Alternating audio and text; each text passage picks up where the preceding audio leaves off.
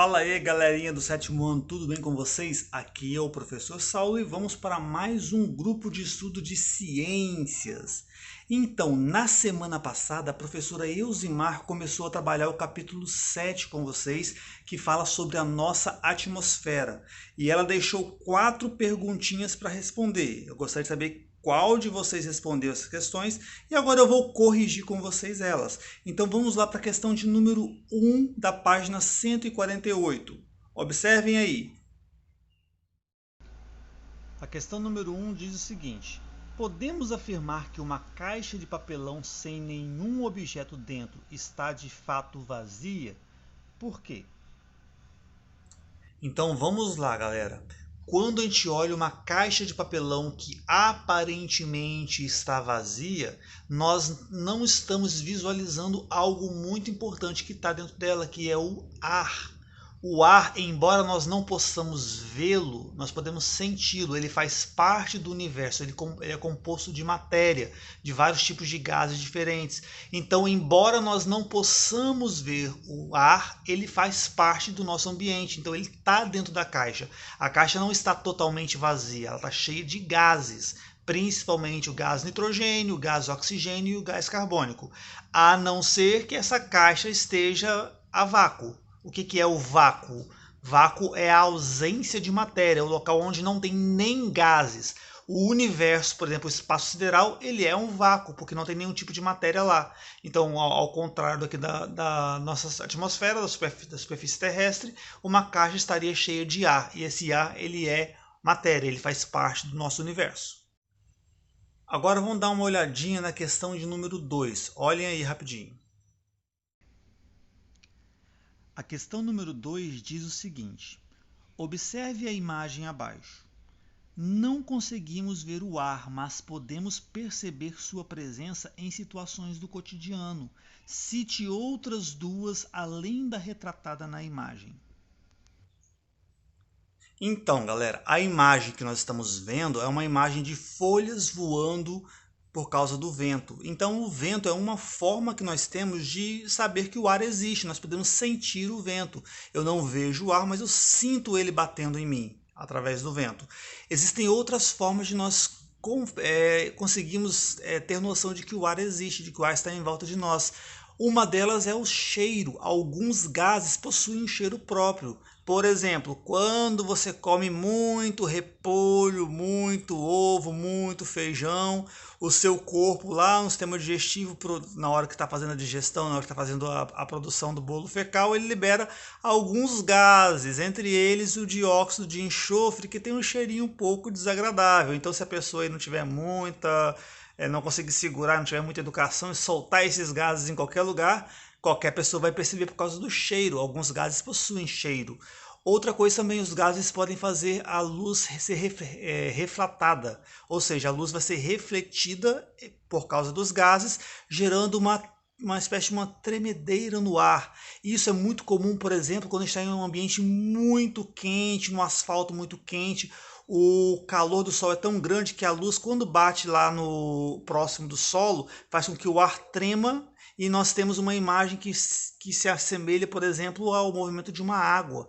Daí vem o nome das miragens. O que é a miragem? É justamente o ar aquecido próximo do asfalto, próximo da areia, que ele dá a impressão de parecer água porque ele se treme, ele vai refletir a luz, causando uma sensação de tremedeira no ar, que a gente pode perceber que nós chamamos de miragem. É muito comum, inclusive, nos desertos. Ou se você estiver num asfalto muito quente também, você consegue ver, de acordo com o ângulo que você olha, você consegue ver lá o ar tremendo.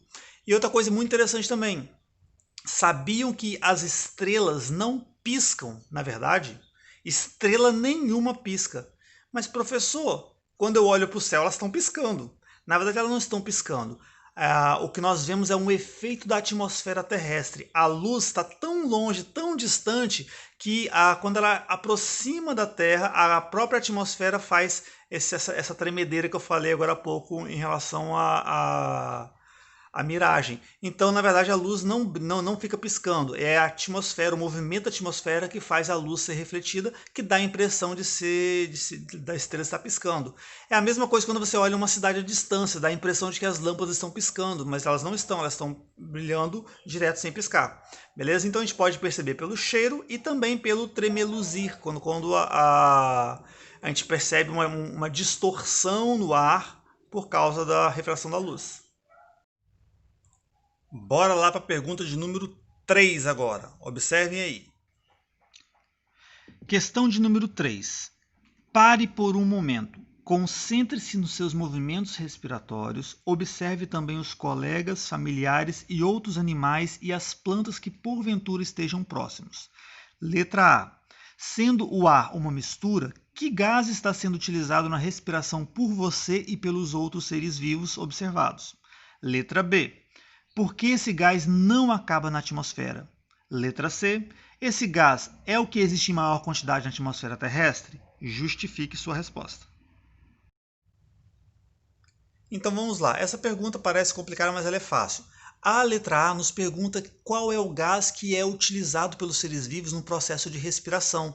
Esse gás é chamado de gás oxigênio. Então nós respiramos o oxigênio e exalamos o gás carbônico. Então a resposta correta é o gás oxigênio. É usado por todos os seres vivos, inclusive as plantas, no processo de respiração. Então, se todos os seres vivos usam oxigênio, por que ele não acaba na atmosfera? Porque ele é produzido pelo processo de fotossíntese. Então, enquanto as plantas fazem fotossíntese, elas produzem o oxigênio. Esse oxigênio que vai ser consumido pelos animais e pelas próprias plantas. Então, tem um ciclo. A planta produz oxigênio durante a fotossíntese e depois, na respiração, os seres vivos consomem esse oxigênio. Então, eu tenho um ciclo de sempre renovação desse mesmo gás. Já que o oxigênio ele é o gás utilizado na respiração pelos seres vivos, ele é o mais abundante na atmosfera? Não, o gás mais importante, mais abundante na atmosfera é o gás nitrogênio, que está presente em 71% do ar que nós respiramos. Nós não absorvemos nitrogênio, ele não é usado pelo corpo humano para nenhuma finalidade. Na verdade, ele é importante para manter a pressão atmosférica, que nos mantém com a temperatura que nós temos no planeta, e também ele é importante no ciclo do nitrogênio, que a gente vai ver mais para frente, que gera o enriquecimento do solo com os sais de nitrato e de nitrito. Então, o principal gás em quantidade na atmosfera é o gás nitrogênio, não é o oxigênio, que é o que a gente respira. Beleza? Questão de número 4. Analise os dados do quadro sobre a proporção de diferentes substâncias no ar inspirado e expirado por uma pessoa. Letra A. Qual dessas substâncias corresponde ao gás nitrogênio? Justifique sua resposta. E letra B. Quais seriam as substâncias correspondentes ao gás oxigênio e ao gás carbônico, respectivamente? Justifique sua resposta. Vamos lá, galerinha. Para responder essa pergunta é bem simples, mas primeiro você tem que entender o que significa os termos inspiração e o termo expiração. Inspiração vem de inalar, quando você suga o ar da atmosfera para os seus pulmões. Inspiração. A expiração é a eliminação do ar, quando você solta ele dos pulmões para o ambiente. É a expiração. Então vejam que na inspiração, o ar atmosférico, na composição em que ele está na atmosfera, vai entrar no meu corpo. E nós sabemos que o gás nitrogênio corresponde a 79% do ar presente na atmosfera. Então é esse ar que vai entrar no nosso corpo. Então, na inspiração, aquele gás que representa 79% é o gás nitrogênio. Aquele que está próximo de 21% é o gás oxigênio. O terceiro gás, que é o gás carbônico, tem uma concentração muito pequena. Agora, na expiração, é o contrário. Por quê? O gás nitrogênio vai ser eliminado porque ele não é absorvido, então 79% que você absorveu vai ser eliminado na expiração também, porque você não absorve ele. E o gás oxigênio, ele vai ser eliminado em pequena quantidade, porque a maior parte você vai absorver no seu corpo. Então você vai utilizar na sua respiração. Então nós eliminamos o gás carbônico, cerca de 16% do gás expirado. Então lá no quadrinho para expiração, observem que o gás carbônico vai estar em 16%, enquanto o gás oxigênio vai ter uma menor quantidade. Isso porque o nosso corpo vai consumir o oxigênio e vai produzir gás carbônico durante o processo de geração de energia.